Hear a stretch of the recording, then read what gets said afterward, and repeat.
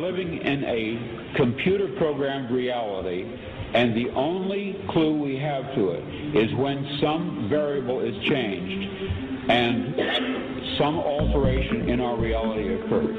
We would have the overwhelming impression that we were reliving the present, déjà vu, perhaps in precisely the same way, hearing the same words, saying the same words.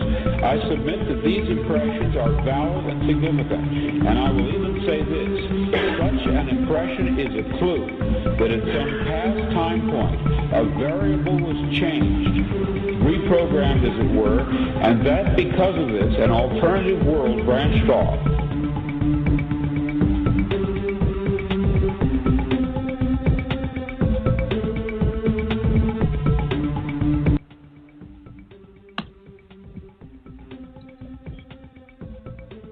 Texas, Austin, 10th of July, 2016. Here we are. We are in the grips of a major cultural shift. Perhaps somebody might call it a blister, a disruption, a burst onto the collective consciousness. We're in different times and space, ladies and gentlemen. We're in a different part of the world. We're in a different part of the galaxy. We are ready to move to another level. And tonight's show is going to be all about that. We're going to look at 7/7/16, its astrological significance, its symbolic and metaphoric significance, and where it is for each and every one of us. Hello, I'm Robert Phoenix, and you are dialed in to the most, I would say, underrated and private 120 minutes in internet radio, and I'm happy to be here and be here for you. You know, I have a really interesting relationship with this content, this show, what I do, and there's a part of me, I'm just going to tell you straight up, that I think it's as good as just about whatever you're going to get. I listen to Alex Jones quite a bit, and there is very little that Alex Jones covers or talks about that I do or don't. And Alex is a sharp guy. He's a bright guy. But we are on a level of convergence, which I think at the very least is interesting. The difference between Alex Jones and myself is I will talk about things in a way Alex Jones doesn't. I will talk about certain groups, certain people that Alex can never, ever, ever touch because he is tied into a level of, well, I wouldn't necessarily call it advertising. It's more about survival now. If you look at Alex's show, which is really interesting, he was married and has 2 kids. He still has the 2 kids. He's no longer married. But his wife is a member of the, air quotes, tribe. And as a result of that, he got a lot of privileges. A lot of privileges. Like his wife's lawyer, it was the same lawyer as the Bronfman family. Okay, if you don't know who the Bronfman family is, it is the same family that had a contract with the Kennedys that brought Canadian whiskey into the Kennedys' brothels and speakeasies during Prohibition. So Alex Jones is really 2 degrees separation away from the Bronfmans. And, ooh, crack in the window there. So the other thing is that Alex Jones had a whole host of other sponsors and advertisers bringing products to his show that he sold. He was a pitchman for those products. They're all gone now. Gee, I wonder why. Now, Alex is smart. He developed his own line of products so he can sell them, Brain Force, Fuck Force, or whatever. So he's got a whole line of products that he can sell. And he did that because he knew at some point he was breaking up with his wife. Now, frankly, I don't have that kind of investment. So I can speak a little more freely than him. Now, I'm not comparing myself and Alex, and I'm not going to do this for the entirety of the show. I guess I am, but not for the entirety of the show. But what we're here to do is we're here to talk about what's happening right now. And what's happening right now is it's a big fuck story. I'm going to tell you.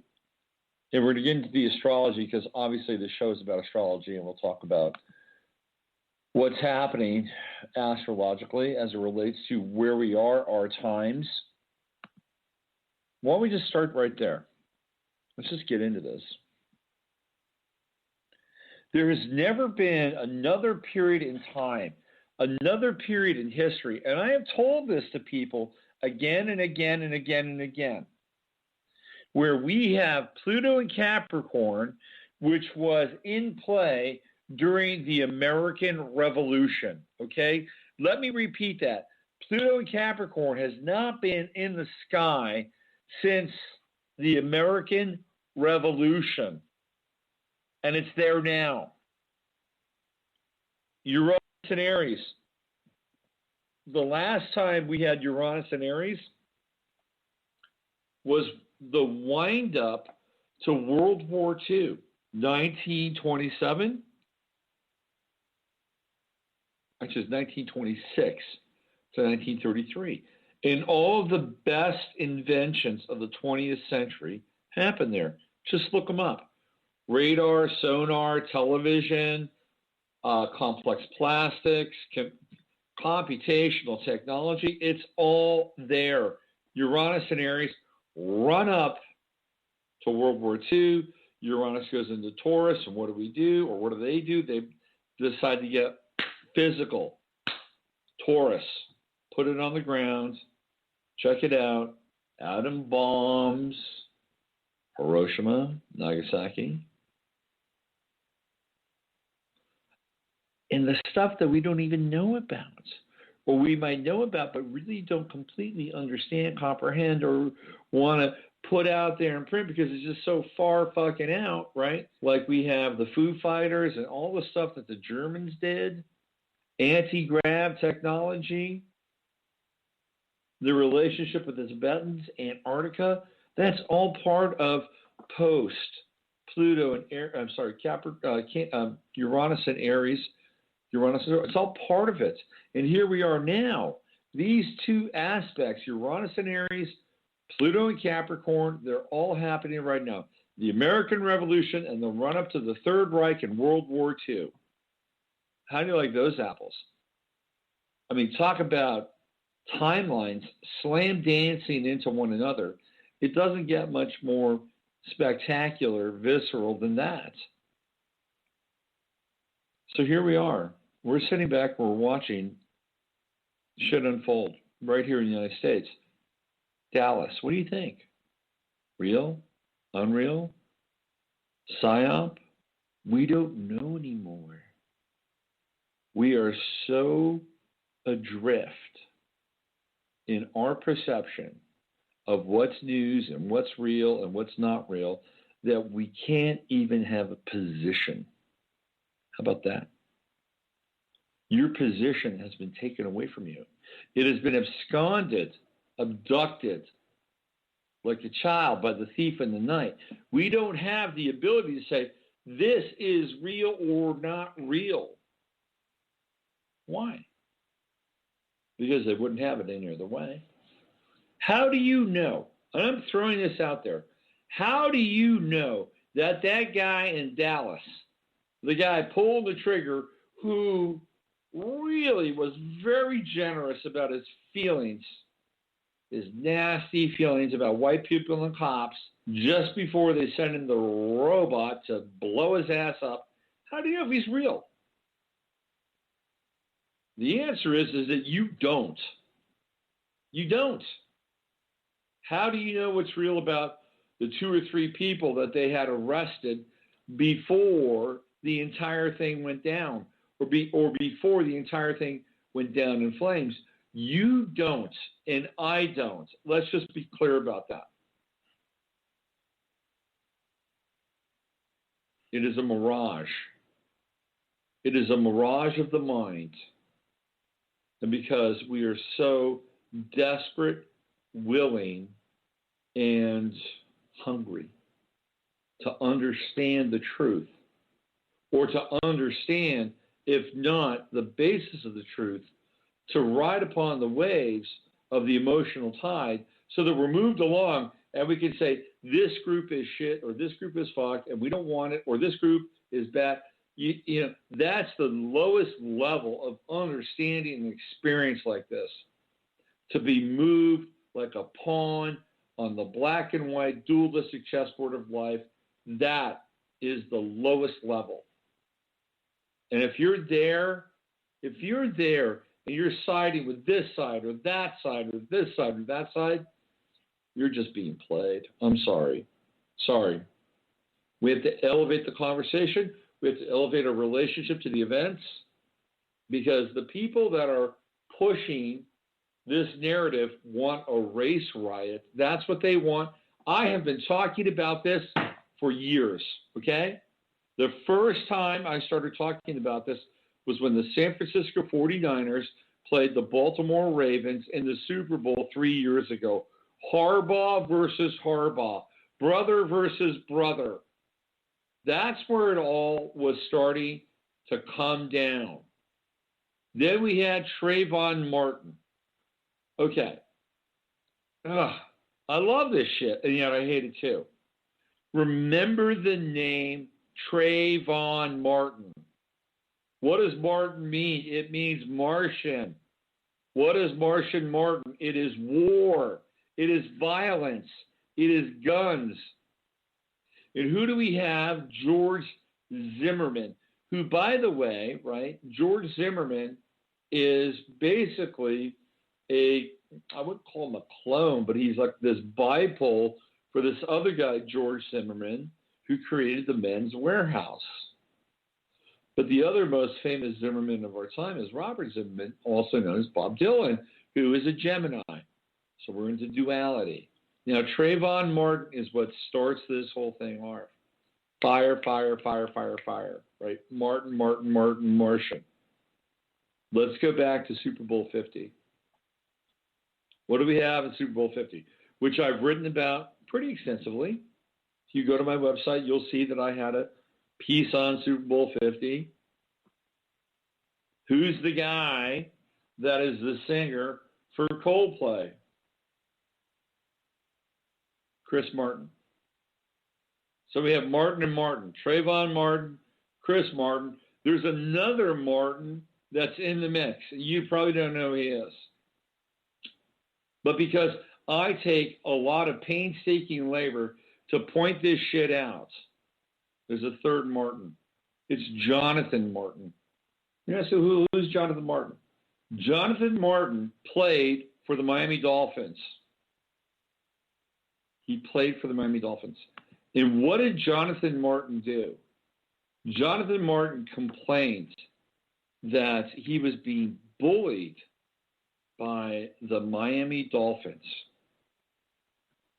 He's being bullied, and he had to get out of there. He had to take a leave of absence. It was just too much. It was too much for him to deal with. Poor Jonathan Martin, all 6'5" of him. When he was with the Dolphins, he was buddies with a guy by the name of Richie Incognito. What a name, Incognito. And Richie Incognito was told by the coaches, you've got to do something with Jonathan Martin. Take him out, bring him in. He's too soft. He's too much of an outsider. And Richie Incognito and Jonathan Martin were buddies. I looked at their charts. I have extensive information on both of their charts on my website. And Jonathan Martin turned on Richie Incognito and basically walked away from the game. He walked away from the Dolphins. He walked away from the guy that was his buddy and sold him out and said that he was this, he was that, blah-de-dee-fucking-blah. Jonathan Martin's father is a professor. He's a professor of law at Cal State Northridge. How about that? Cal State Northridge. And his name is Gus Martin. He's a Harvard University graduate. I'm sorry. He is an administrator at Cal State Dominguez Hills. My bad. Not Northridge, not far away. And I got into this extensively. Gus Martin has written at least 6 books for the Department of Homeland Security. How can you not take that into account? His father is on the payroll of a liberal press that is backed by George Soros, who writes half a dozen books and manuals. And these are not, books that you can pick up at Barnes & Noble. They're going to cost $250, and they're going to police forces around the country. That's Jonathan Martin's dad. And all of a sudden, he's crying wolf and turning on Richie Incognito. We've got Trayvon Martin. We've got Jonathan Martin. And, oh, yeah, there's Chris Martin.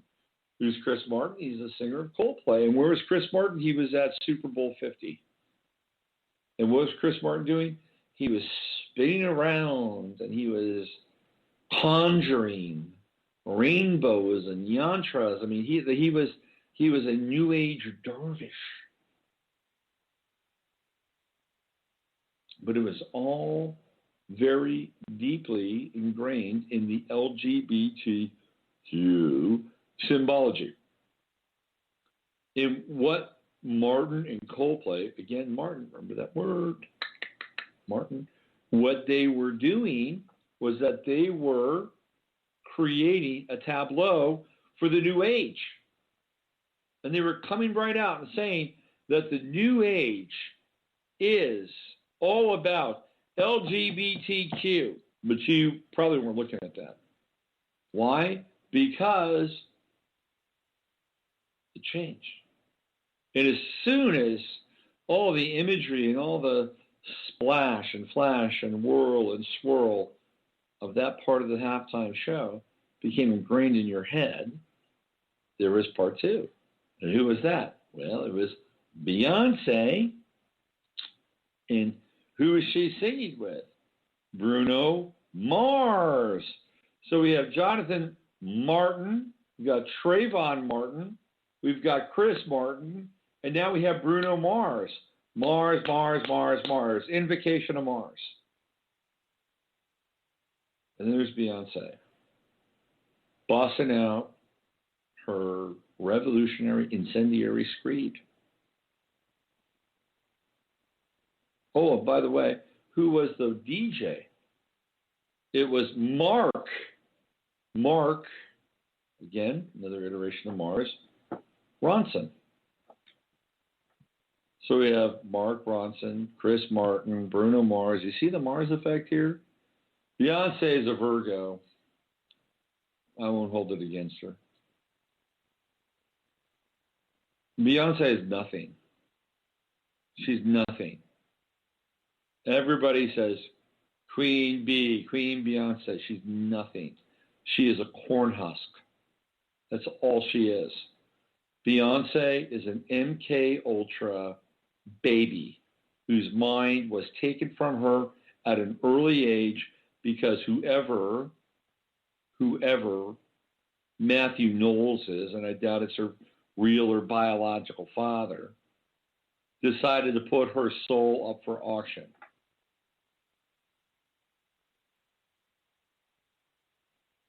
Destiny's Child.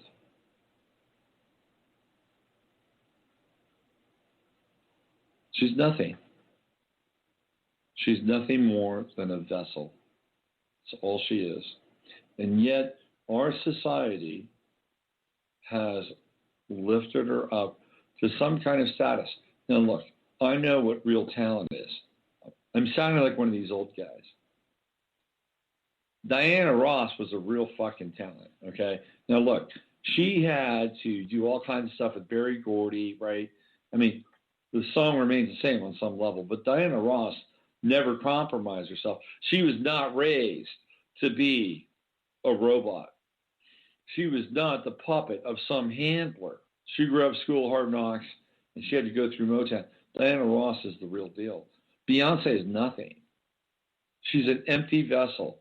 And yet our culture holds her up to some kind of grand position in our collective consciousness. Queen Bey. Have you ever seen an interview with her? God, she's like vacuous. She's vapid. And I'm breaking all kinds of rules here. Oh, you're racist, you're sexist, blah, blah. I don't care. But I also tell you what she is. She's a great receptive vessel for energies, for furies that come into her and work through her and become a living, breathing, fiery expression of whatever it is that they are manifesting. So in this case, you go back to Super Bowl 50, and what do you see? You see a big X on the field. And who are we dealing with here in Dallas? We're dealing with Mika X Johnson. So what we saw during Super Bowl 50 with the quote-unquote LGBTQ spinning rainbow unicorn dervish acts of Coldplay and the militarized, weaponized Beyonce female black power kind of trip with the invocation of X, we saw Dallas. We have Orlando with Coldplay. We have Dallas with Beyonce. Predictive programming at its finest. So I'm trying to give you an understanding about sort of the symbols and the planets in play and all that stuff. And when does the Super Bowl happen? It happens in February. And February is the month of Aquarius. And anytime we get into Aquarius, we get into revolution. We get into the radical redistribution of borders and money and economies and all that, really great worldly stuff. It happens in February. So we saw Super Bowl 50 as a precursor to where we are now, Orlando and Dallas. It's all there. That's what I'm talking about on my website. And the unfortunate part is if you go back to look at 9 p.m. Dallas, when everything starts to happen, the ascendant is Capricorn. And then we have the second house in Pisces. And there's a whole lot of Aquarius in between. Hidden, tucked away, occluded. Because the ascendant in Capricorn represents the world on one level. The systems, the man, all serves as Baphomet. And then we have Aquarius, which really wants to get out. Hey, let's have a great world that we can live in. All of us together, 1 to 1 to 1 to 1 to 1 to 1 to 1. Why do they not talk about that shit? Why does Obama turn his council away from joining together, from being a unifying force? Why? Because he has no investment in it. He is an Alinskyite at his core. Hello, Aquarius, Saul Alinsky, dedicating rules for radicals to Lucifer. This is Obama. This is who he studied with, second generation. Do you know who studied with Alinsky first generation? Hillary Clinton. She lived in Chicago and studied at the elbow of Saul Alinsky. He was her mentor. Barack Obama was second generation. By the time he got there, Alinsky was gone, but he had his acolytes, and Obama learned from them. And one of the things they talk about is polarization and freezing, absolutely freezing both parties, whoever they are. Freeze them out. Hang them out there. Because when you freeze through polarization, what do you get? You get trauma. You get trauma. You know who is great with this? Shakespeare. Shakespeare knew this inherently. If you read any of Shakespeare's great dramas, what you'll see within the first act is something that splits the audience in two. Their loyalties become divided. And Shakespeare, or whoever wrote Shakespeare, whether it was Francis Bacon or Christopher, what's his name? Marlowe. Anyway.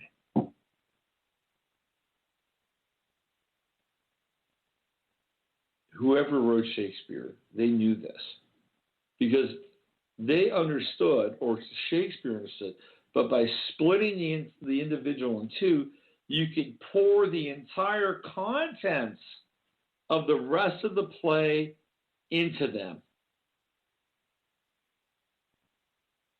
So when we have polarization, we have a split. When we're split, the rest of the contents of the play come into us. And we are living in a really dinosaur version of Shakespeare right now, where the powers that were PTW, they're invested in this. They're invested in having us at each other's throats. Fuck Whitey, right? Fuck Whitey. Fuck the white man. Whitey, fuck the nigger, right? Fuck the nigger. And this is what they want. They want guttural response. They want the language flying out of the sides of our mouths. And they want us to be armed to the teeth, because if we don't do that, guess what? They'll make shit up. They'll create episodes just like they have over the past 4 years, where nothing takes place, but some visage, some projection, some mask that everybody wants to attach to on one side or the other becomes a perpetrator. Polarize, polarize, freeze, freeze, freeze, freeze the opposition, create a divide, divide and conquer, bring the new level of policing in. Who's that? The federalization of the police force. I've talked about this before. If you are a cop, do you want people to have guns? The answer to that is a big fucking no. So you'll do whatever it takes in your mind to take the guns away from people. Even if it means lying out of your ass. Even if it means being a part of some kind of federally funded walkthrough that is then videotaped and looks like something real that's happening in the now. You'll look the other way, because the investment in your future, the investment in your children's future, your safety, your sanctity, your security, you'll say yes. I'll do whatever it takes, get the guns away. And I don't care if you're a dyed-in-the-wool American, because if you are, you're probably not working for the police force. They've already filtered you out based on your test scores. So we are in a very interesting, difficult, challenging place in the universe, in our lives, in this country. And the best thing that you can do is to not fall into the trap. Just don't fall into it. I don't care what skin color you are. I don't care if you're black or white or brown or yellow or pink. Just don't fall into it. Don't reflexively say it's this group's fault, because it's not. I guarantee you that group is being played. And what they really want more than anything is for you to turn on people like me. I'm a 55-year-old white male. I've got blonde gray hair, and I am the target. I am the target of white privilege, the old white color line, all these things that are associated with my demographic. And they want people to turn on people like me. And it's unfortunate, because in my life, I grew up in an incredibly diverse neighborhood. I had friends of many different races and religious affiliations, and we all got along. We all got along. When I was a junior in high school, I had my own, intramural soccer team. I started it. I had guys on my team from Korea, from Persia, from the Philippines, from Japan, from down the street and around the corner, which was really Europe. They were all on my team. All on my team. We got along great. And now we're struggling. We're struggling because the powers that be have determined that we need to struggle with it, that there needs to be a dilemma, that there needs to be a conflict. Folks, if you're listening to this broadcast right now, what I want you to do is I want you to go back in time and I want you to look at what happened in South Africa during apartheid. Ultimately, the dominant culture was run out of South Africa. Its neighbor, Rhodesia, later Zimbabwe, same thing occurred. And in Zimbabwe, it was terrible. If you look at the third-person accounts, sometimes first, if they were actually able to live, people lost their farms. They were tortured. They were brutalized. They were burned at stakes. Horrific. South Africa has had some of its own issues. So this is what happens. This is what happens when we are in regime change. And if you go into Zimbabwe, and if you go into South Africa right now, I guarantee you, see that there's always a sense for a better tomorrow. We could go in there 30 years from now, and we'll still experience that. Because that's the nature of the beast. It's always out there. It's always something to achieve. Well, we're in a heap of trouble. But it doesn't mean that you have to succumb to it. It doesn't mean that you are without power. Because let's turn this back to astrology. We're talking about astrology. Saturn's in Sagittarius. It's affecting everyone. Wherever you are, however old you are, Saturn is in Sagittarius. We have philosophical beliefs. We desire to be free. That is the nature of Sagittarius. Wake up and smell the ayahuasca. Sagittarius wants to be free. Wants to be free. Let's go now. Done.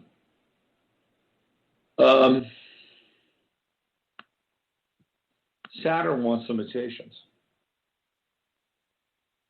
Saturn wants to put the law, wants to apply the law. Sagittarius, sacred law. Follow the law of the gods and you'll be fine. You'll fly with the gods if you follow the law of the gods. Of course, there's only one God that we're talking about. And there is only one God.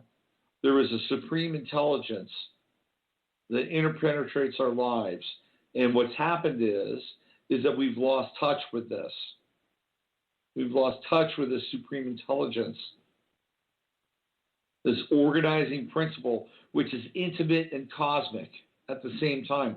Think about that. Intimate and cosmic. Knows everything about you. Has your best interest at heart. While at the same time is governing over a new emergent species on an Earth-like planet 20 light years away. Does that fucking flip your wig or not? Think about the power behind that. Oh, and by the way, is managing over the death of a star about 5 light years away. Maybe the people or the beings that are in the relative orbit of it. That's what I'm talking about. And we don't give enough credence or thanks for this divine intelligence that courses through our lives because we are so twisted up and knotted up in our everyday worlds that we've lost touch with something called faith. And I'll raise my left hand. I go through the same thing. I have my faith buttons pushed all the time. But I've also had contact, presence, gnosis with this divine intelligence. And so here we have Saturn in Sagittarius. Sagittarius wants to be free. Saturn wants to lay down the law of the land. This is your opportunity to become structured and disciplined wherever Saturn is transiting in your chart. Remember, it's going retrograde, and it will go direct. In the retrograde phase, let's all think about this. How does Saturn benefit us?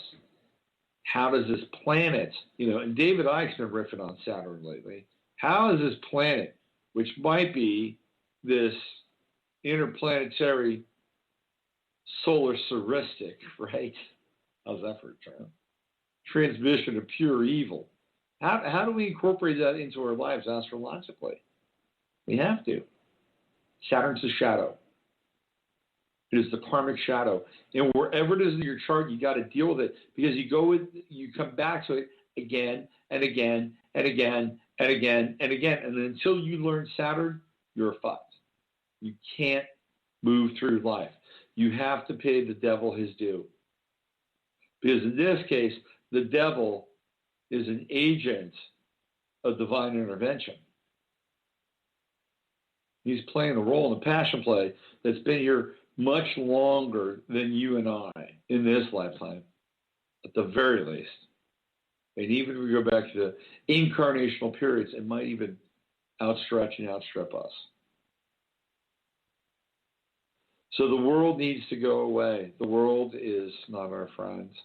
To be in the world but not of it, the world is not our friend. Neptune in Pisces gives us the otherworldly call. That's where we are too. We're like saying, hi, we got to get out of here. How many people do you know are tired of this fucking cage? They just want to get out. Let me out of here. There must be some way out of here, said the Joker to the thief. This is where we are. This is not 30 years ago. 30 years ago, it was like, hey, there's hope, there's promise. I can get this job, or I can get this promotion, or I can get this on my resume, because there was a sense of expansion and building, that you could be somebody, that your family could have something, that the world was going into some kind of a place that was better than it was 5 years ago or 10 years ago. If I ask you that question now, can you answer that and say, yes? I would say if you do that, you're either on some kind of positive, deeply positive thinking trip, in which case I kiss you and hug you, or you would say no. In that case, you're pragmatic and real and lucid, and I'd kiss you and I'd hug you too. Because where we are right now is unlike any place we've been in, period. This administration is about to go away. Are they going to pass the baton to the person who's going to carry over what they started? And if that's not going to happen, are they going to blow the whole mother up? Because that's where they come from. That is their roots. The roots of the current administration are militaristic and radical revolutionary. And when I was about 20 years old, I might have thought, this is fucking cool. How did we get this guy in the office? We get to blow the whole shit up? Well, yeah, I'm down with that. I'm not 20 years old anymore. I'm 55.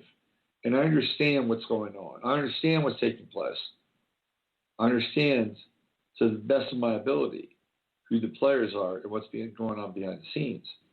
And I'm not going to stand for it because I have an investment in the future. It's called my son. And I know people that have kids my son's age. They play with them every single day on his baseball team. There they are.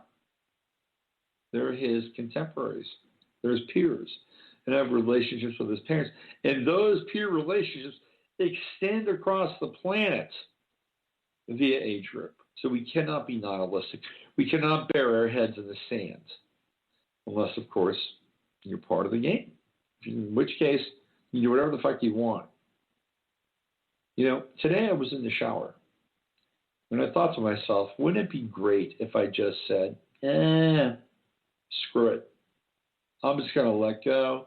I'm going to let the winds of change just take me along. I'm going to agree with everything.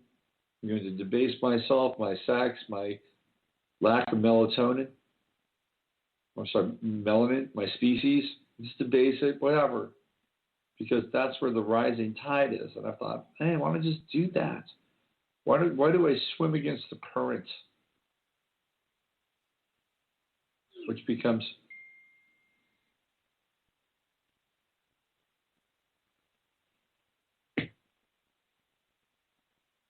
tiring.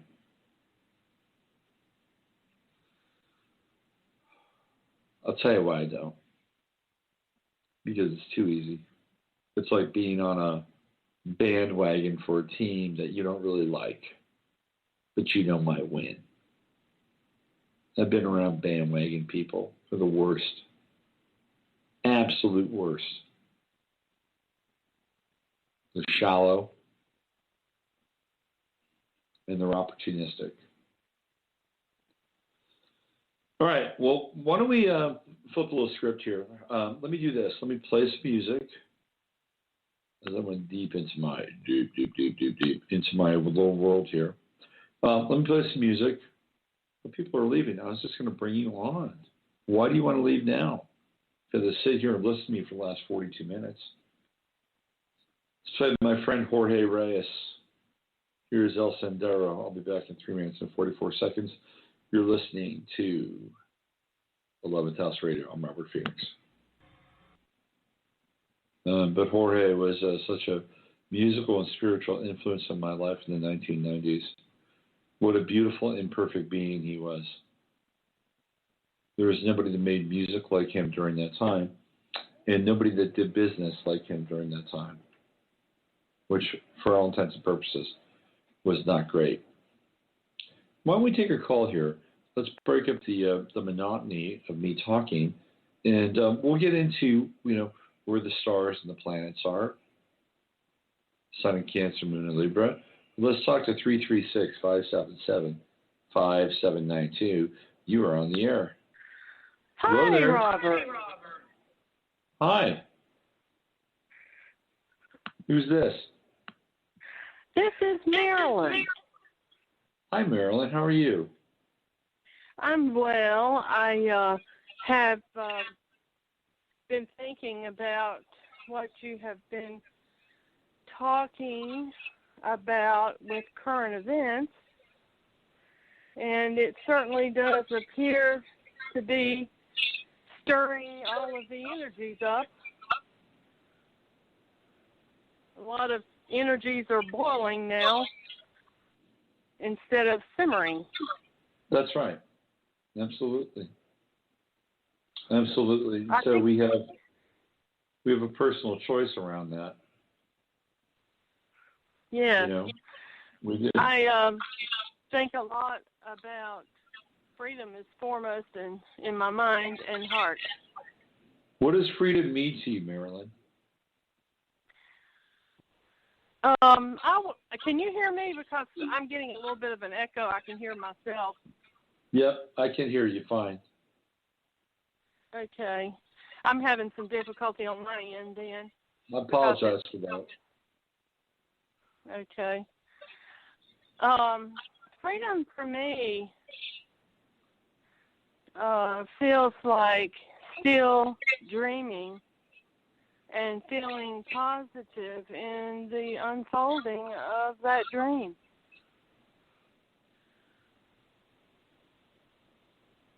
Freedom is one of the most difficult states to achieve in this third dimensional prison cage. Because you're either free or you're not, right? Yeah, there's no in you can't between. be a little bit pregnant. Exactly. You're either free or you're not. And so what does it mean to be free? This is one of the big issues of my life. We're all, to some extent, slaves. Whether a slave to a credit card or a slave to a job or a slave to a relationship that's not fulfilling, or a slave to our unspoken patterns and programming. And until we can eradicate all of those things in our lives, we're never going to be free. We'll always have some master, major or minor, to answer to. And then there's the world at large, which wants to confine us and put us in a cage of politically correct thought or nanny state philosophy. That is the outer rings of the matrix. And once we understand and liberate ourselves, then we liberate ourselves from the rest of it. Now, some people say, all you have to do is take back your name, right? You just take back your name. You reclaim it, because we're all born with our names in capital letters, and we're all slaves of the City of London and the Corporation of London. And it's all on our birth certificate, and every single piece of identification that we get from that point forward. All you have to do is burn that, eradicate that. It's like a bad marriage. You do that, you'll be free. I'm not really so sure about that either. So what did you do today, Marilyn, to help yourself along the path of personal liberation? Well, everything has this wonderful quality of balance. And if you take a breath with me for a moment, you can feel it inside. Oh, yeah. And it's the in-breath and the out-breath, where you become full of yourself in a genuine, broad sense. And for me, it's about the inner landscape. Yeah. And that requires that I get out of my fucking mind. I have to put my mind in the back seat. Right. Because my mind will construct mental stories to entertain itself and to mentally masturbate until I am exhausted. Well, I'm into mentally masturbating with my brain as long as I can do it in tandem. And then we're both exhausted at that point. It's so simple, but it defies language. It defies description. You can't describe the heart of creation. Oh, no, there's no way. I mean, this is what I was getting at when I was, into my preamble, because if there is, and there is, obviously, this grand divine intelligence that is managing the entire universe and yet knows your absolute most specific needs and all of your bullshit that goes along with it, and is doing everything in its power to get you to get closer to it, how can you describe that? There's no way. No way. Well, the heart of creation set itself free long ago. And we are the explosion of that, where we were set free from the heart of creation so that we can know our own freedom and express it and be it and have it. And I am beginning to fathom that there's so much more to me than just this personality or this body or this story. I mean, right now, I probably have less than $100 in my bank, and most people would be totally freaked out. But yet I have this knowing that even if I didn't pay my car payment or didn't buy food, somehow I would still exist. Yes, you would. Yes, you would exist. And believe it or not, with the right set of circumstances and the right mindset, you could even thrive. And therein would be a true and absolute movement towards freedom. Now, the challenge is that we're living in a world that really doesn't want you to do that. And it's getting more and more sophisticated on a technological level to be able to keep you in a place where you're dependent upon its world with a lowercase w.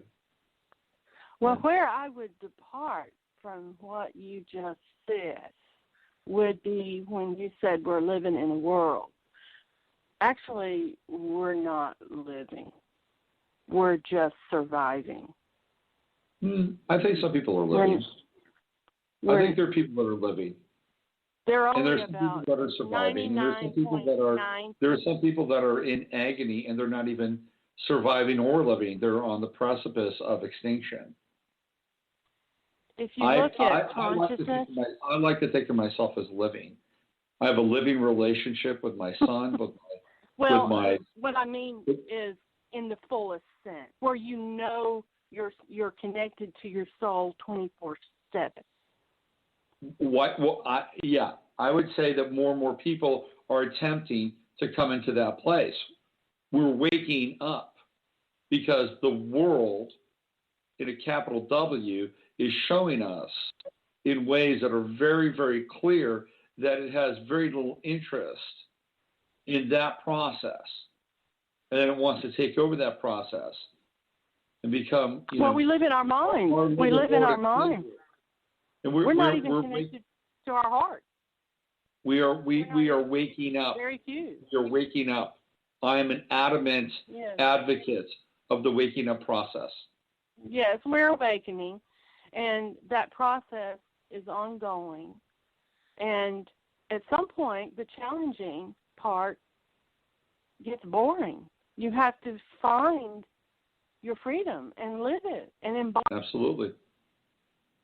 And hey, let's get into some astrology, because you called up, obviously, to do some astrological stuff, right? Is that right? Well, the last time we talked was at the last 5 minutes of one of your shows, yeah. And it was about 3 weeks ago, and you suggested that I call in again. Well, here we are. You're doing it. Yes, I got your email. Okay. What's your birthday? November 19, 1954. Okay, so we got 19 in November. I can tell you right now, we got some Sagittarian in there somewhere. Since we're talking about freedom. 1954, you're the horse, which is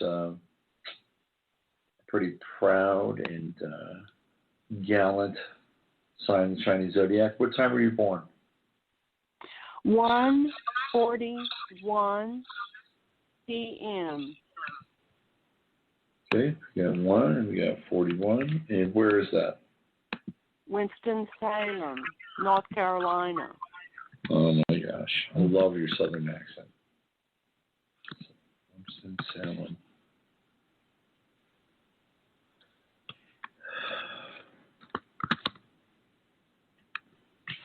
Here it is.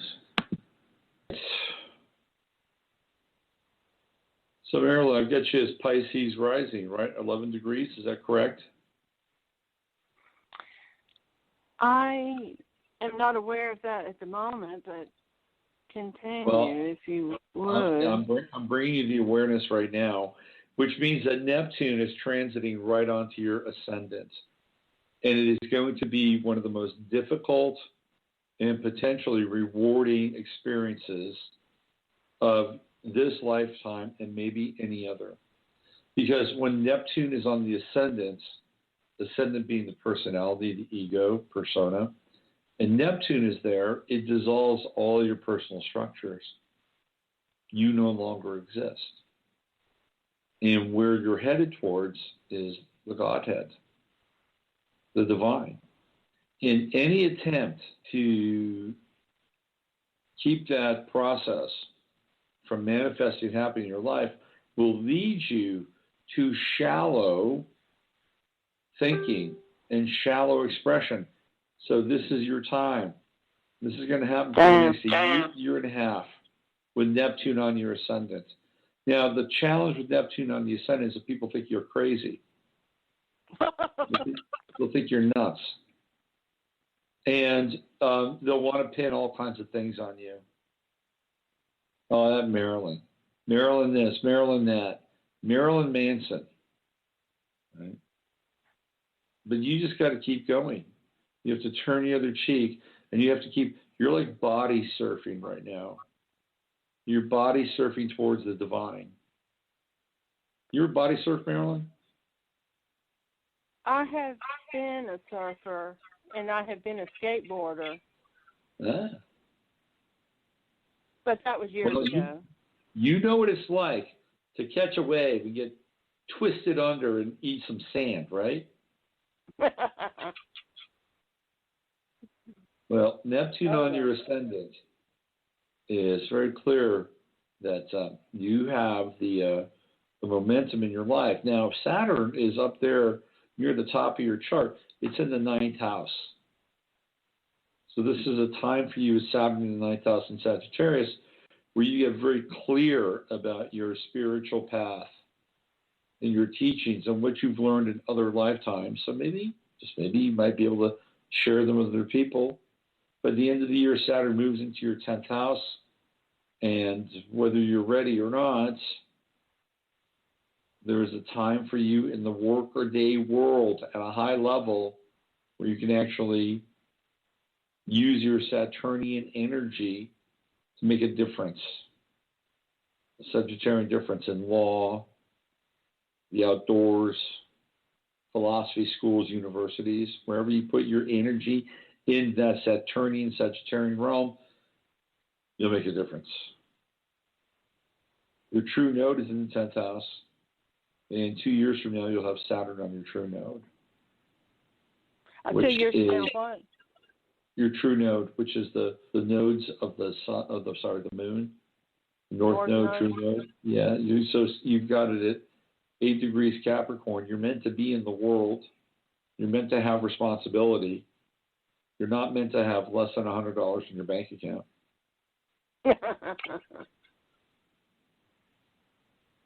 So Saturn's coming to town. It's what you want to do with it. I'd look around for a gig at a university or a law firm. That's what I do. Because when Saturn moves onto your midheaven and is in your 10th house in December, you want to make the most of it. The absolute most of it. Now, you've got Pluto at 26 degrees Leo, so that by the time we get into the end of 2017, you've got a Saturn-Pluto trine. Pluto being in your 6th house, which is house of work, purpose, and service.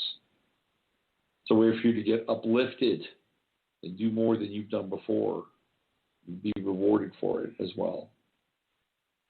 It's got all that stuff in Scorpio. All in the 8th house. Look at that. Venus, Saturn, Mercury, Neptune. I'm surprised you actually called into my show, to be honest with you. You're surprised I called in? Yes, I am. Because it's very, very private. Very private. There's a lot of privacy. I'm very private? Yeah. Yeah. So what do you think, Marilyn?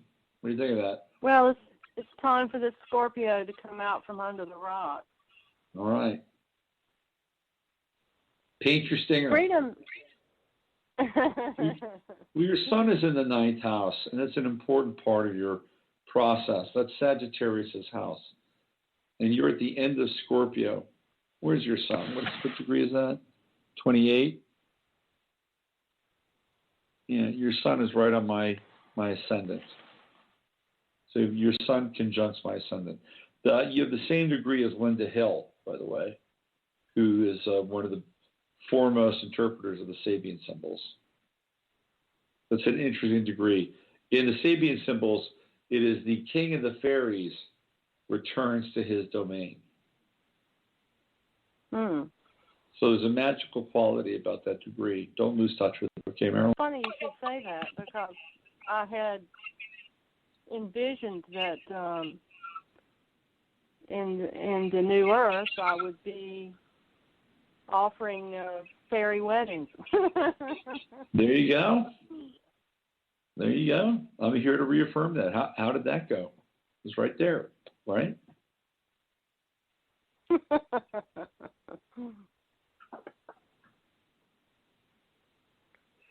All right, Marilyn, you've been a delight, and I'm going to go talk to some other people now.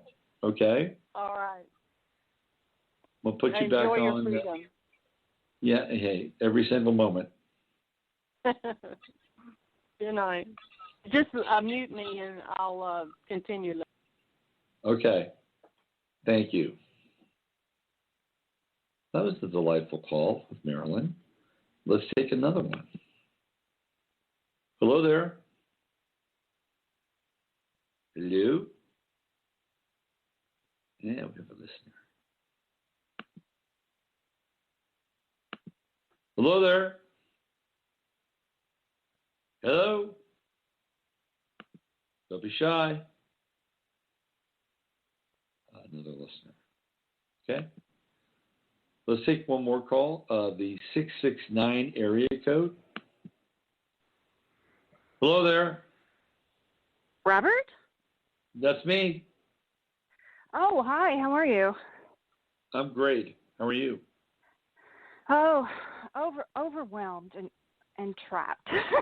But Okay, and who are you? I'm Liz, calling from Sunnyvale. Oh, hi. We haven't talked in a long time, have we? We have never spoken. Okay, I'm having a different. I have a different Liz in my head. I think she was from Seattle. Okay, I apologize. What's happening? It's okay. I live there too. I'm just at a very, very bad state in life right now, and I was wondering if you could take a look at my chart. Absolutely. Is that okay? That's why we're here. That's why we're doing this part of the show. That's why I picked up the call. Thank you. When's your birthday? November 29th, 1966. You are a fire horse. How about that? Another horse. This one, a fire horse. What time? 7:26 p.m. You know, if you were born in the year of the fire horse as a Chinese girl, they would have drowned you. Yeah, bound my feet first and then drowned me. Where were you born? Santa Monica, California. Okay, you take a deep breath. I know. Let's relax, okay? Let's relax together. There we go. Marilyn was relaxed, wasn't she? Boy, she was really relaxed. All right, so you're Cancer rising, kid. Very sensitive. Another one. Very sensitive. And your ascendant is 16 degrees. You got Pluto right there on your descendant. And what people need to understand about astrology is that when there's a major aspect happening on the cardinal point, whatever the cardinal point is, whether it's the ascendant or the descendant or the midheaven or the IC, it impacts the other axes of the other point. So if you've got Pluto on your descendant, it's going to impact who you are and your personality, your ego, and the unfoldments of your expression in this lifetime. But it's coming from a different direction. It's coming from your relationships or the lack thereof, if that's the case. With Pluto there, it's going to make it intense. It's going to turn up the heat, the volume. And where does it go? It goes to the other side of the chart. And it gets you to think about who you are and what you need on an emotional level. And Cancer is very private on the ascendant. Now, when it feels good, it comes out and plays. When it doesn't, it wants to just crawl up into a ball and don't mess with me, leave me alone. But you can't get out of the way with Pluto on your descendant for the next year. It's going to consistently bring up the whole concept and notion of personal identity and who you are with and the people that you come in contact with on a one-to-one level, the ones that you are either in relationship with on a primary level or the ones that you will be with, will impact you. It will have you question who you are and where you're headed. And it's important because over there on that side of the chart, you're dealing with heavyweight energy, taking care of business, being in charge. That's the nature of Capricorn. Having goals, setting expectations. It's all coming at you, but from the backside. And when you understand that, you'll be able to adjust your sails and say, this is what I want for myself. And my relationships will reflect that. Cancer needs to be understood on an emotional level, not an intellectual level. Yes, I know you're a Sagittarius, but Cancer rising needs to be understood on an emotional level. The people that you interact with and deal with need to get you in a deep way. And you're sensitive, which is really very contrary to Sagittarius. Sagittarius is all about the next hill and dale, the next adventure, the next relationship. You've got Sun conjunct Venus in Sagittarius. Saturn is backwards. It's moving backwards. It gets to 8 degrees, 1 degree within your Sun. Right now, it's in conjunction with your with your Venus. Relationships are limited.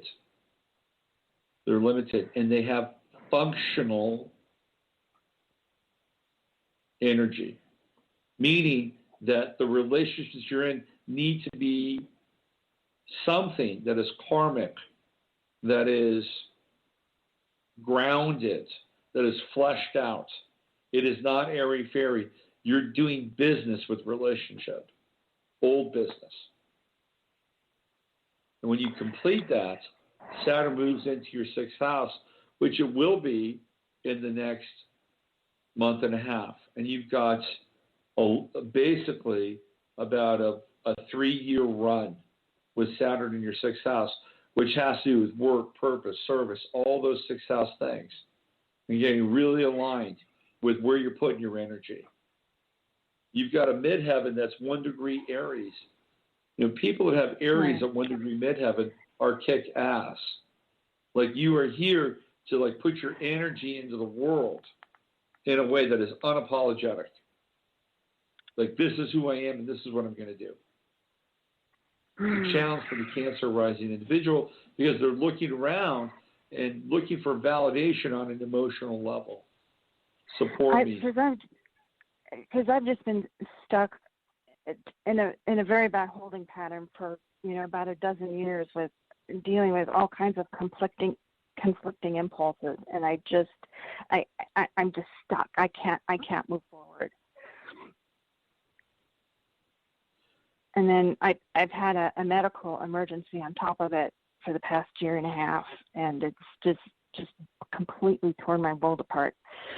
Your health is going to get better. Okay. So I'm not going to die from this. No, you're not. You're not. I'm telling you right now. Within 4 weeks, your health is going to get better, and you're going to get stronger. Okay. Now you've got a Saturn square coming up, and that's a bit of a gut check. But you're going to get through it. Saturn in the 9th house is the aspect of the teacher.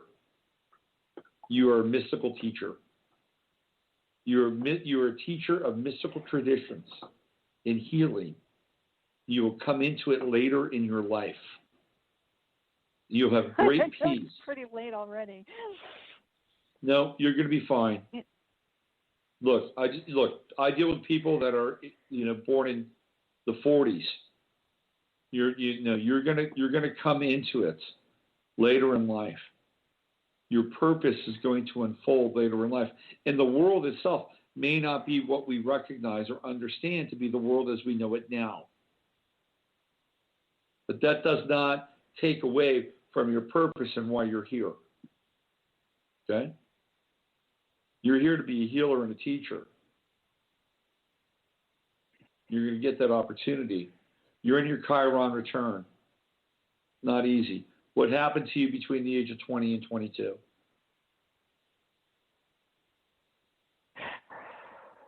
Well, I was an undergraduate. Not a heck of a lot. I mean, it was just before I got married. But nothing between 20 and 22. Let's see. I went to Europe for a short time, and then I came back and went to school. But nothing really shattering. What did you do in school? What did you change your major? What happened? I guess I finally committed to sort of theater arts and costume design at that point, but that since has been abandoned. Okay. And I sort of regret it. You abandoned it. You abandoned it? Yeah. So you committed to it during that time, but you abandoned it. Well, I completed my degree. I went to graduate school, and I ended up teaching it for a short period of time. But it wasn't working for me, or I didn't feel it was working for me. So the grass was always greener somewhere else. Well, that's the nature of Sagittarius, isn't it? Unfortunately. You've got a lot of creativity. You've got Mercury, Neptune, Sun, Venus, all in the fifth house, very creative. Whatever you're here to do has to do with what you're passionate about. And then you can teach that, and you will. You will do it. You'll teach at a high level. You need to be passionate. The sun is going to be, Saturn's within 1 degree of your sun. It's a big gut check time for you. You know, Saturn only gets to your sun once every 30 years. Right. And so you're going through a cleansing and a recycling and a real reassessment of who you are. You're going to have, in the next couple of weeks, you're going to meet some people. The people that you already know will reaffirm what you need to hear. Then I better get out there. What I mean by that is that you're going to commit to something, and it's not that far in the future. And you are going. Saturn has, and this is what I'm doing here. This is what astrologers do. Saturn is rising in your chart. It's going to spend roughly 3 years in your sixth house, which is your purpose and your service and dharma, and you're going to learn something. And it's going to be good. It's going to be grounding. And then after that, it's going to go into your seventh house for 2.5 years. You're going to connect into a partnership that's meaningful and deep, karmic. And then after that, it's going to go into your eighth house. It's going to take you into the underworld where you experience gifts that you're supposed to bring to the collective. And then it's going to move into your ninth house where you can teach and share it. Okay? So don't let go of who you are and where you are and why you came here. You are a teacher and a healer, and don't forget that. And I don't say this in a way that is like bullshit. Like, I don't say that to everybody. Oh, you're a teacher. Oh, you're a healer. No, I see it in your charts. In order to do it, though, you have to have faith. You have Saturn and Chiron in Pisces. It is a sign that requires faith more than anything. And so faith in $1.50 will get you a cup of coffee at Jim's down by my house. I know. I've just run out of energy after this last year. You're going to get a boost. Gotta come. Serious? You're going to get a boost. So look, Jupiter is in Virgo. Jupiter's in Virgo. You've got Pluto in Virgo at 20 degrees. Jupiter is on its way. In your third house, you're going to get flooded with ideas. You might even get an offer or two. You're going to have Jupiter on your Uranus. That's going to be interesting. You're going to have Jupiter on your Mars in Virgo, and that's going to be by August. Jupiter, Jupiter, Jupiter, expanding Pluto, expanding Uranus, expanding Mars, and then it comes into Libra, fourth house. Your living conditions are going to improve. Are you married? Are you in a relationship? I've had a long-term cohabitation. Yeah, 20 years. What does that mean? What does that mean?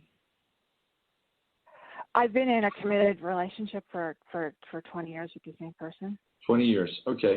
Okay. Yeah, and somebody I'm pretty sure is a karmic connection.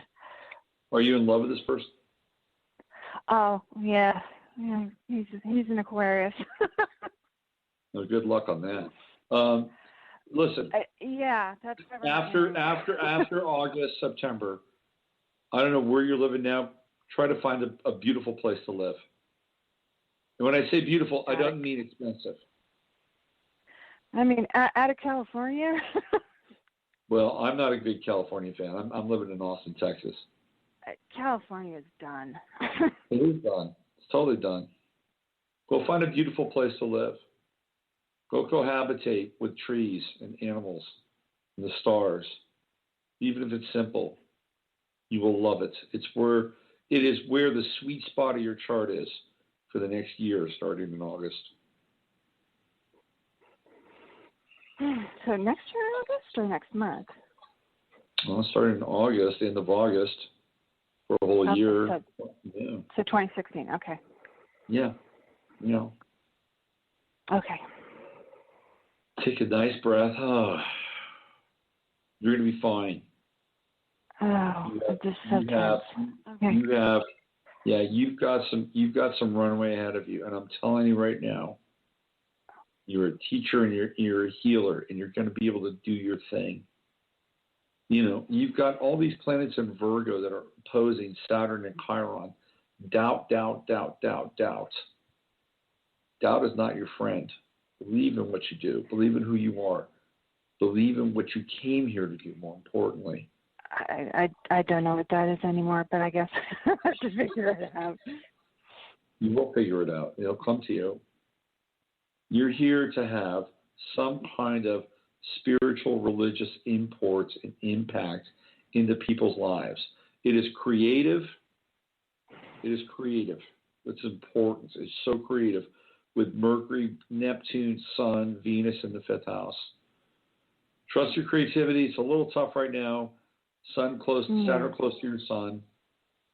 Remember who you are. Clean up and deal with anything that is unfinished in terms of people that think they know who you are or want to, quote unquote, limit your identity. Reaffirm who you are. You're wise. You're a wise woman. Sun, Venus conjunction in Sagittarius. You'd be fun to hang out with. Just remember that. Thanks, Robert. All right, I got to go. I got to take another call.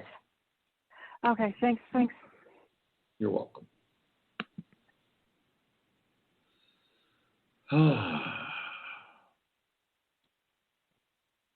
So do you want more call? Who's this? Hello there. Hello, this is Anna. Anna? Yeah, Where are you calling from, Anna? from New York. How are you? I'm doing fine, thank you. How are you? Good. Have you listened to or called in on this show before? Yeah, I've called a couple months ago. I think I called like about 2 months ago. How did that go? Well, it's still kind of going. Okay. When's your birthday? And I wanted to see if you see anything in my love chart or career. When's your birthday? January 28, 73. You're an ox. In the Netherlands. Oh, yes, I remember you. What time were you born? 11:14 a.m. I remember you. I like your voice. Which part of the Netherlands? Amsterdam. Amsterdam. Oh, yeah. Take a nice breath. Yeah. We're all here. We're all just trying to, like, cool out, right? Just relax. Yep. Then you got Pluto on your midheaven. You know, it's an intense place for Pluto. You're in transformation. What you're doing and who you are and what you're supposed to do is at a place right now where you have no control. How's that feel? Right. It feels very new but good. It feels like a better place than where I used to be. Good. So I'm holding on. I'm hanging on onto it. Good. You know, with the true node on your midheaven, you're somebody who's supposed to be in the world. You're not a, 12th house person, even though you have Chiron there, you're in the world. And your relationships and your connections and the networks are very important for who you are and what you're supposed to be doing.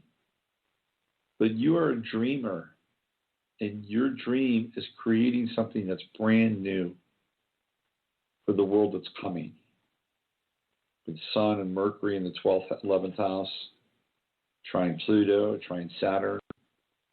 You know, you're young, and I'm saying this. You don't think you're young, but you're young. And Pluto on your midheaven is going to completely change your idea about what you're here to do. Okay.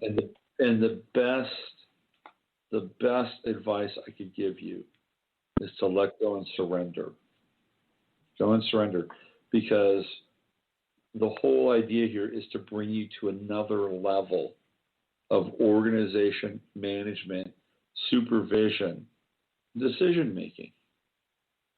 Now, Saturn's going through your 8th house, and you're going through the Saturn opposition, which is one of the most difficult aspects in astrology. And your world can get turned upside down. And what you thought was important to you is no longer important. And what becomes more important to you will be revealed in roughly 6 to 7 months. But between now and then, you are in a position of transformation with the Saturn opposition. At the end of the year, Saturn's on your Mars, and there's a potential for you to be very frustrated. Like, when is something new going to happen? When is something new going to happen? When is that son of a bitch that I talked to back on the radio in July going to come true on what he said? That's frustration. If you hang in there and you get beyond that, you come into the end of 2017, you'll be able to see the light at the end of the tunnel. And from that point forward, you're on an ascent. You're on a 7-year ascent program. Saturn in the 9th house, Saturn in the 10th house, Saturn in the 11th house. So by the end of 2017, you're going to have a 10-year run, which is going to not only change your life, but other people's lives. That's how I see it. Now, you've got a square. You have Uranus in Libra, and that's at 23 degrees. And transiting Uranus it's an opposition. Transiting Uranus is in Aries. Right now at 25, you have Uranus opposition. That is hard. Very hard. You have Saturn opposition, Uranus opposition. You're in the throes of big time change. And sometimes I could say, well, there's this and there's this and there's this. And I might say something, I'll plug in and say, oh my God, he's right. Yeah. When you get into Saturn opposition, transiting Saturn 8th house to natal Saturn 2nd house, transiting Uranus 12th house to natal Uranus 6th house, man, you're in some deep archetypal waters. And the best thing you can do with Pluto on your midheaven, let go. Let life tell you what it wants for you. Getting back into the cosmic divine heart of intelligence. Let it tell you what it wants for you. You do that, and you've got a better chance of navigating this time. You're dealing with titanic forces.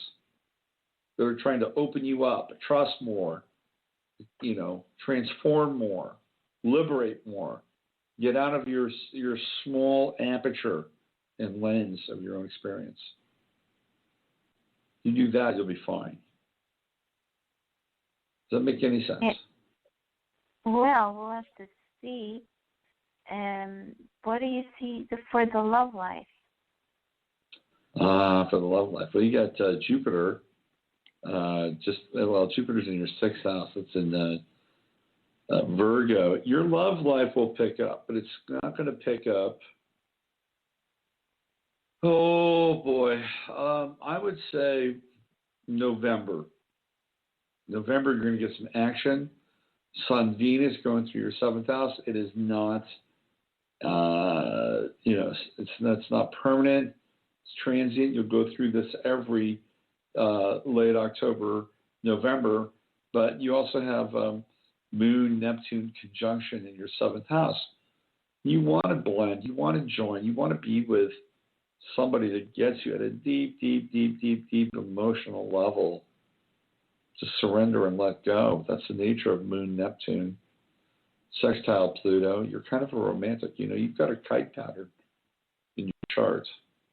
Grand trine, Saturn, Pluto, Mercury, and then you've got that kite action from Pluto to Neptune, Moon, Mercury to Neptune. You're so sensitive. For an Aquarius, you're a very sensitive person. Yeah. Aquarians can be very detached. You're very sensitive. Your emotions are important. How you communicate them is important. Taurus rising. I love Taurus rising. But you've got no water in your chart. No water. Spend more time around water, if you can. Spend more time around water, more time with people that are connected to water, and even women, particularly maybe older women, because you've got very few aspects with your moon, You have Moon conjunct Neptune, which is wonderful, beautiful. It's very watery. But other than that, your moon is like hanging out to dry. So more water for you. More water I like that. Maybe the emotionally cold. Is that why there's no water? Yes. Yes. Water is like pretty significant. It is. So in November there'll be more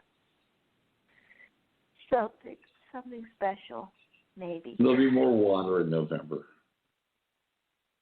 Okay. Yeah. Okay. I'll let you know how it goes. Okay. I just want to give you a hug right now. Oh, thank you. You feel like you just need a hug. A virtual hug. I felt it, definitely. A spiritual hug, yeah. Yeah. Call back in November. Let us know what happens. Okay, that's not too well. It's pretty far. August, September, October. In 4 months, I'll call you.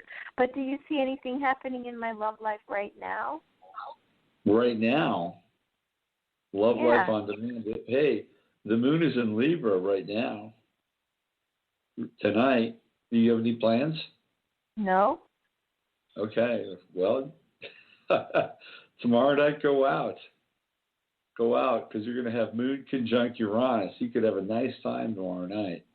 Be fun, playful. And in 3 days, the Moon is in your 7th house in Scorpio. Ooh la la. Oh, so in 3 days. Yeah, 3 days. And in 5 days, you're going to have Moon in Sagittarius in your 7th. This could be a really good week for you. I don't know where you go that way for.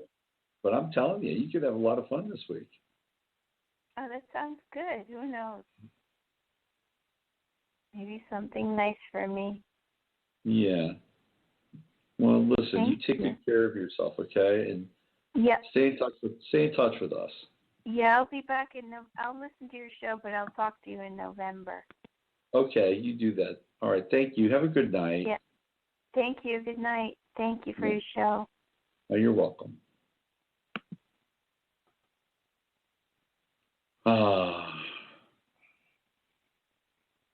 I want to play a song right now. You know what I'm going to do? I'm going to go into my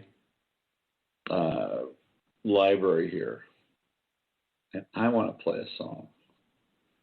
And this is for everybody right now. Has a heart that needs a little healing, that needs a little love, that needs a little warmth and connection and embrace. The name of the band is Yes. I'll be back in 4 minutes and 28 seconds. You're listening to 11th House Radio. I'm Robert Phoenix. That was Yes, one of my favorite bands of all time, owner of a lonely heart. Who has not been the owner of a lonely heart at one point in time in their life? And if you state otherwise, you're either incredibly best and fortunate or just a lying SOB. It is 12:10 here in South Central Texas. I'm Robert Phoenix, and you're listening to 11th House Radio. And I got a weird kind of request to talk about astrology. I thought I was talking about astrology on the show, but apparently I wasn't talking about what's happening in the world right now. So I may as well get down to brass tacks and talk about what the hell is happening in the world. We've got Sun in Cancer at 19 degrees. We've got Moon in Libra at 10 degrees. Oh, somebody said, yes, rocking with Roberts, but no lonely hearts. I'll be back in 4 minutes and 28 seconds. Those are my numbers over and over. Hell, how about that? I got people talking to me from all different forms of communication. We got Moon in Libra at 10 degrees. I love Moon in Libra because I have the Moon in Libra. And right now, the Moon is conjunct my Moon, so I'm having a Moon-Moon conjunction. Great. I'm feeling great about that. You know, this is a great look. We're gonna have Moon in Libra tomorrow. So we're gonna go through the night. We're gonna Moon in Libra tomorrow. It's a wonderful time to get into your workaday world with Moon in Libra. Balanced, harmonious, seek harmony, harmony, harmony. You know, today when I got up, I didn't sleep well last night, and I was dealing with some shit. So I got up today and I said, you know, I have a choice. I have a choice with how I am going to interact with the world. I threw myself into the world. I got engaged. I got involved. I talked. You know, it was interactive, and it flipped my mood around. I started to feel better. Happiness is a choice, people. It is a choice. You are not a slave. You are not a slave. And I'll tell you what it takes. It takes around 60 minutes of lassoing your neuropeptides into a happy place and slamming them into your neurotransmitters into a happy place. And so all of a sudden, you are not a slave to your emotions any longer.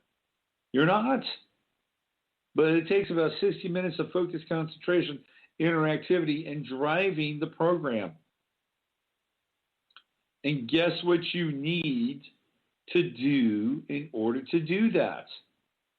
Other people. Yep, that's right, other people. Why? Because they are the physical mirror of the world. And we are in a biofeedback loop with life constantly. I guess you can do it with yourself, but what's going to happen? Where are you going to go?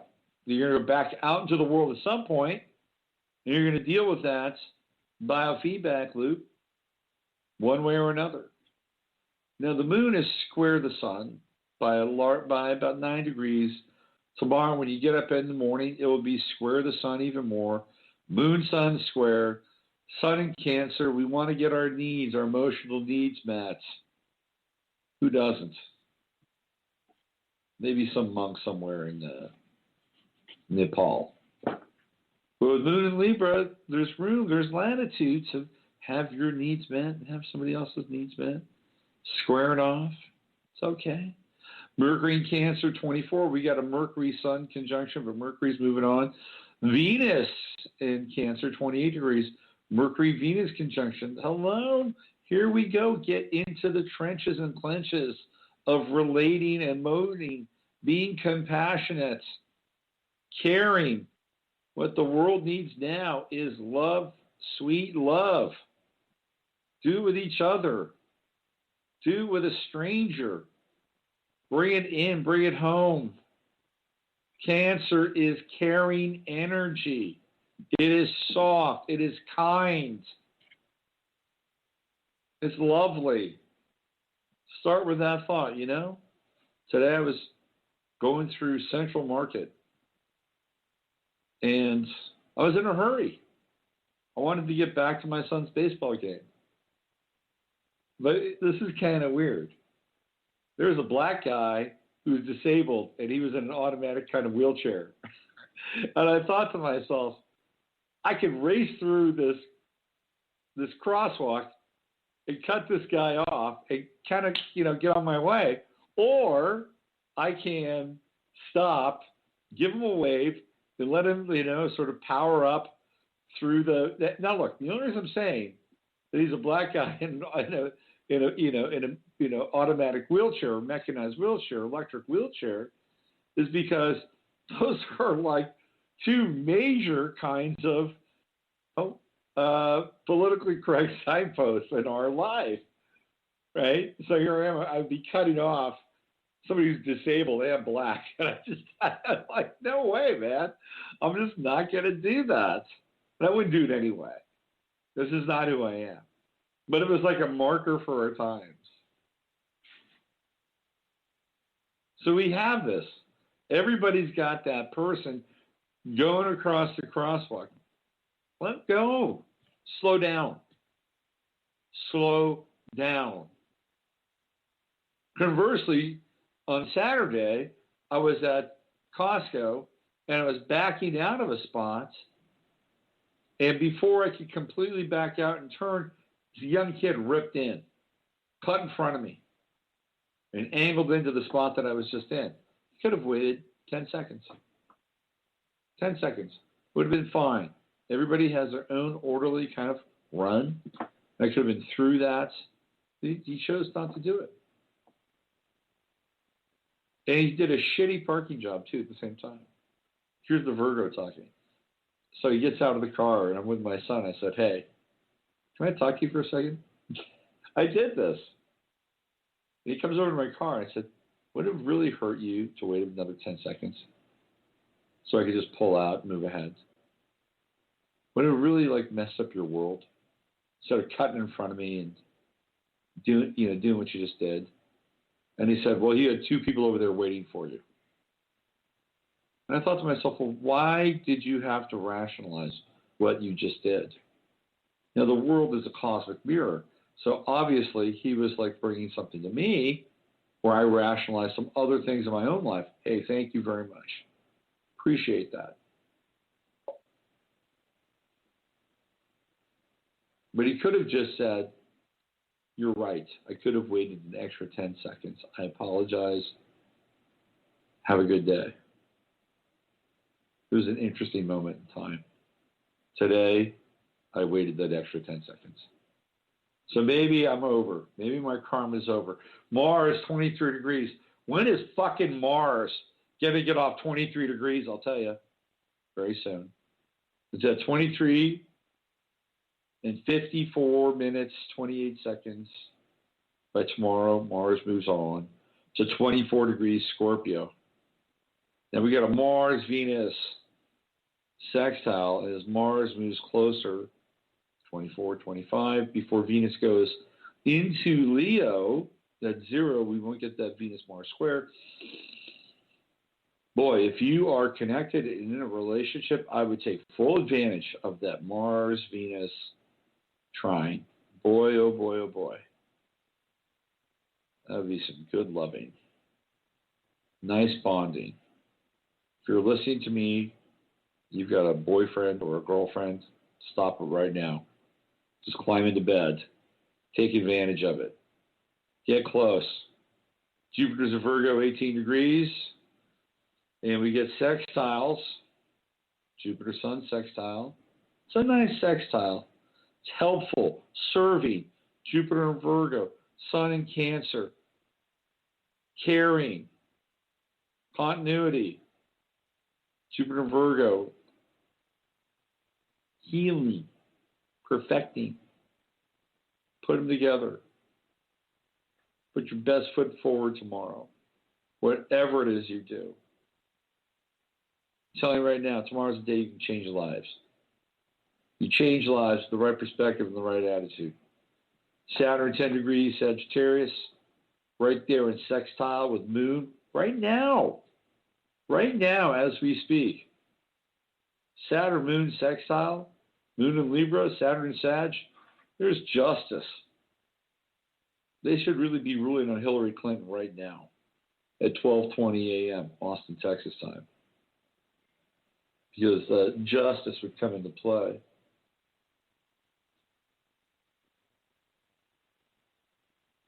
Uranus, 24 degrees, Aries. Maybe this should be my new astrology voice. Uranus, Aries, 24 degrees, squaring Mercury. Some of your original ideas will be met with resistance. It's up to you. Do you want to push them through? Do you want to take a radical approach? Will you lob your concepts like a Molotov cocktail into a meeting, into a casual conversation? Anyway, Uranus, Mercury square, hello, on a collective level, shit's heating up. Get ready, there's more coming. You know, the aftermath of this whole Dallas thing, you go on my website, robertphoenix.com. You can read my latest piece on Dallas. There's been a lot of copycat shootings, theoretically, in the aftermath. A lot of them.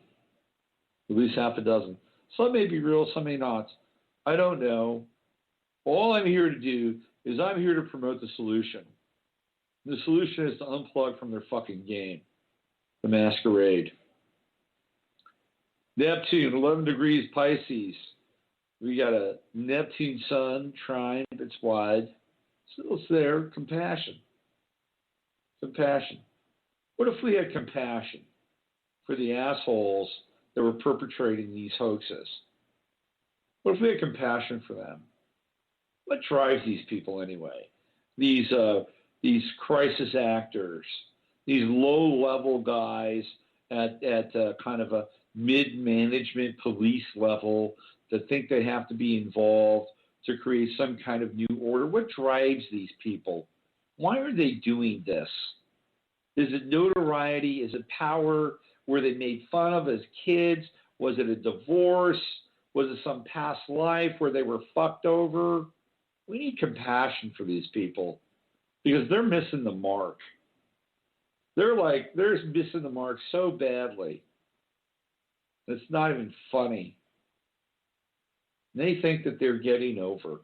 They think that they're having their 15 minutes of Warholian fame. They're not. What they're doing is they're selling the rest of the human race down the river with deceit and illusion. And let's have some compassion on them. Because they're looking for something, obviously. Whatever that something is.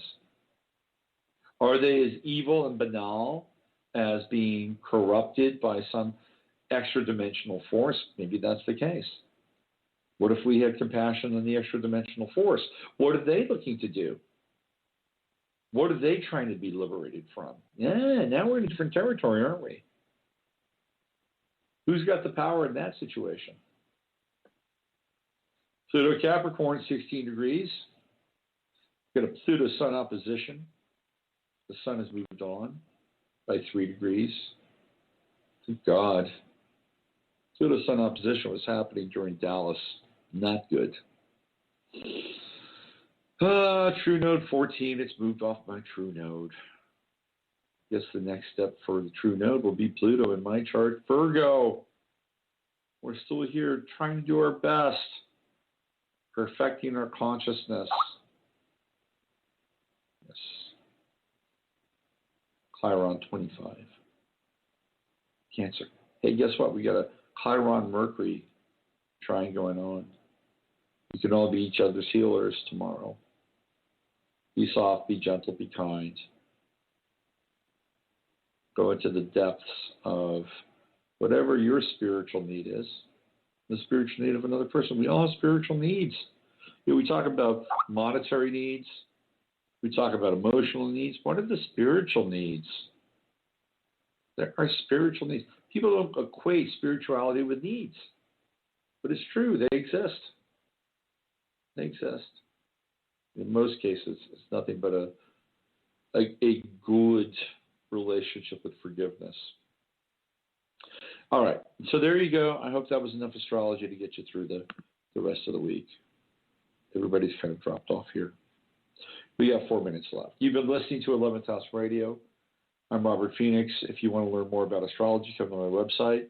Sign up for 11th House Academy. That's 16 hours plus of of course material.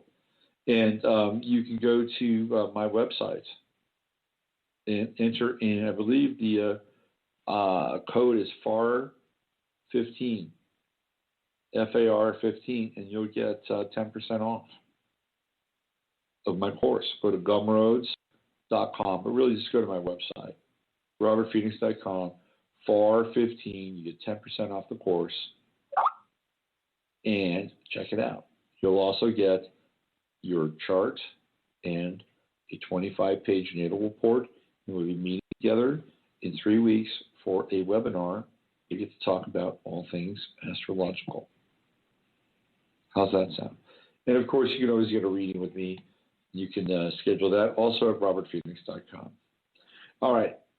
So thank you, everybody, for calling in and listening. It's a delight to connect with you on the etheric level. And why don't I just end this off with a little Philip K. Dick, shall we? I'll see you back on Friday with the Friday Forecast. And you know the drill. Use your head to discern what's real, your heart to stay open to what's possible. We are living in a computer-programmed reality, and the only clue we have to it is when some variable is changed and some alteration in our reality occurs. We would have the overwhelming impression that we were reliving the present, déjà vu, perhaps in precisely the same way, hearing the same words, saying the same words. I submit that these impressions are valid and significant, and I will even say this: such an impression is a clue that at some past time point a variable was changed, reprogrammed as it were, and that because of this an alternative world branched off.